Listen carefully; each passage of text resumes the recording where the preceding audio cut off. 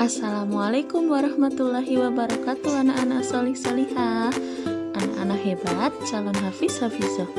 Amin ya rabbal alamin. Bagaimana kabarnya hari ini? Alhamdulillah sehat ya. Sebelum kita lanjut, jangan lupa untuk klik tombol like, comment, and subscribe. Jazakumullah.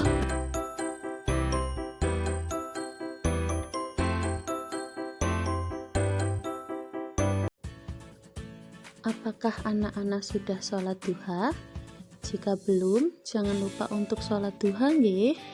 Sebelum kita mulai pembelajaran hari ini, mari kita berdoa terlebih dahulu agar ilmu yang kita pelajari dimudahkan oleh Allah Subhanahu wa Ta'ala. Bismillahirrahmanirrahim.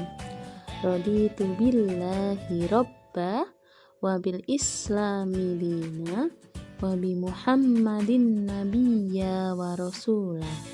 Rabbi zidni ilma warzuqni fahma. Amin. Hari ini kita akan belajar materi peran Indonesia di ASEAN dalam kerjasama bidang olahraga dan pendidikan kelas 6 tema 5. Assalamualaikum. Pada pembelajaran kali ini kita akan belajar mengenai peran Indonesia di ASEAN dalam kerjasama bidang olahraga dan pendidikan. Materi ini sudah kita pelajari di tema 4 nggih. Namun untuk lebih perdalam lagi, mari kita pelajari kembali. Apa yang akan kita pelajari? Yang pertama, kita akan belajar mengenai peran Indonesia dalam bidang olahraga. Yang kedua, kita akan belajar mengenai peran Indonesia dalam bidang pendidikan. Yang pertama, peran Indonesia dalam bidang olahraga.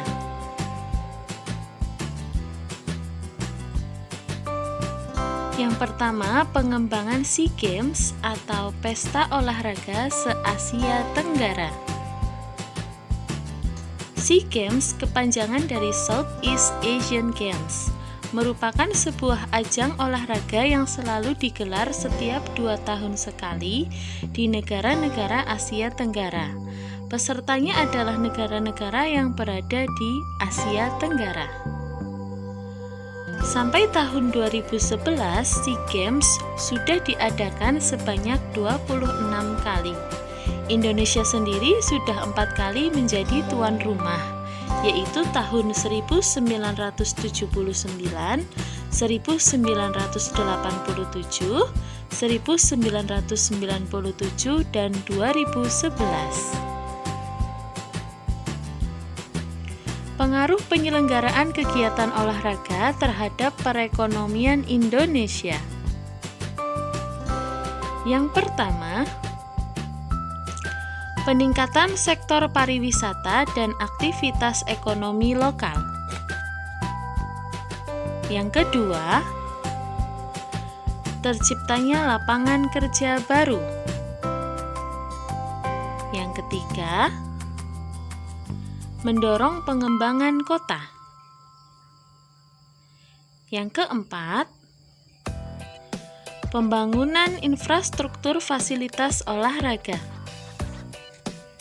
Yang kelima, ajang promosi untuk citra positif bangsa. Yang keenam, pelaku UMKM semakin diberdayakan. Yang ketujuh, peningkatan pendapatan. Yang kedelapan, pertumbuhan ekonomi di provinsi. Kesembilan, besaran ekonomi yang tercipta saat persiapan sampai acara selesai. Yang kedua, ASEAN Para Games, peserta olahraga untuk difabel.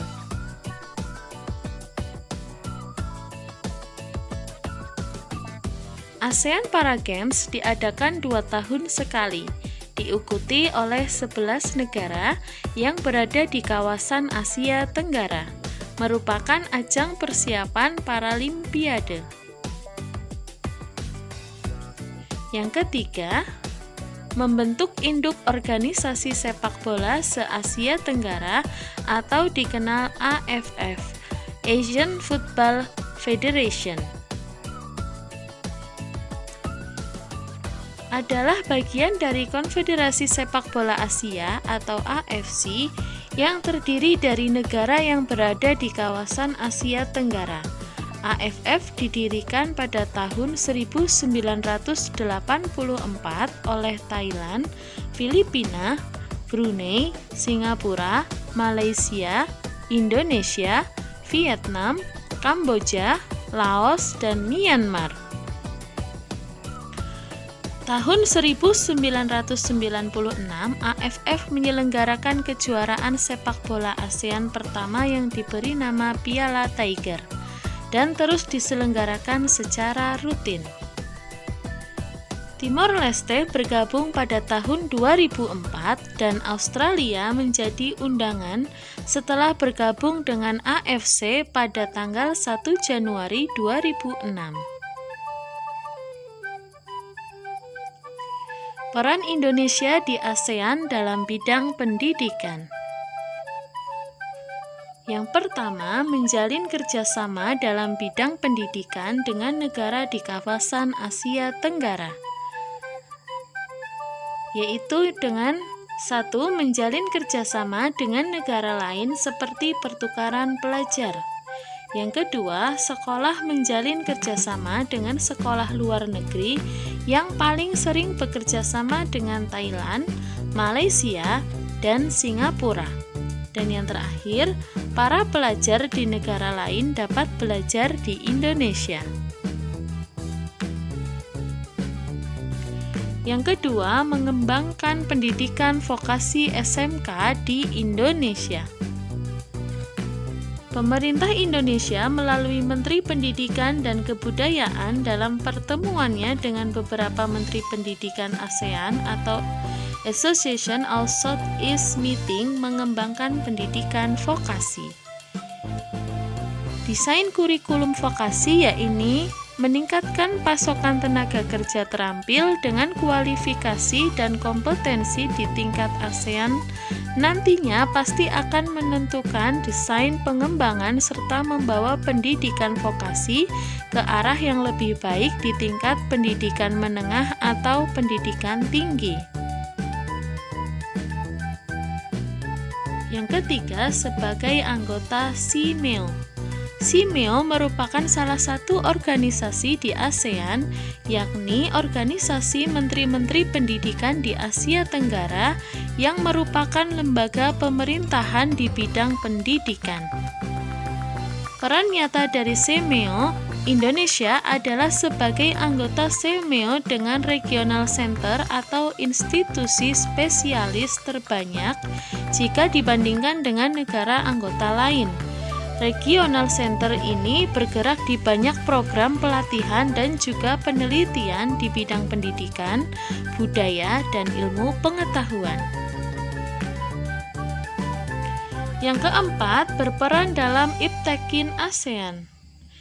Indonesia berperan dalam pembentukan dan kerjasama ASEAN Committee on Science and Technology di sepanjang berdirinya ASEAN. Bertujuan untuk meneliti dan mengembangkan bidang sains dan teknologi nasional, dan Indonesia mengundang siswa untuk berkontribusi pada pengembangan pilar keamanan politik ASEAN serta untuk memperoleh kemajuan pembangunan. Yang kelima, berperan dalam ASEAN University Network. Tujuan dibentuknya AUN adalah meningkatkan kualitas pendidikan di perguruan tinggi. Indonesia memberikan usul menjadi lead country untuk 3 program yakni Sandwich Degree, joint study program, dan juga strengthening school network to promote education for sustainable development yang belum ada di ASEAN. Yang keenam, memberikan penawaran beasiswa pendidikan. Indonesia turut memberikan beasiswa pendidikan kedokteran, bahasa, dan juga seni untuk pelajar dari negara-negara anggota ASEAN dan juga kawasan negara yang berkembang.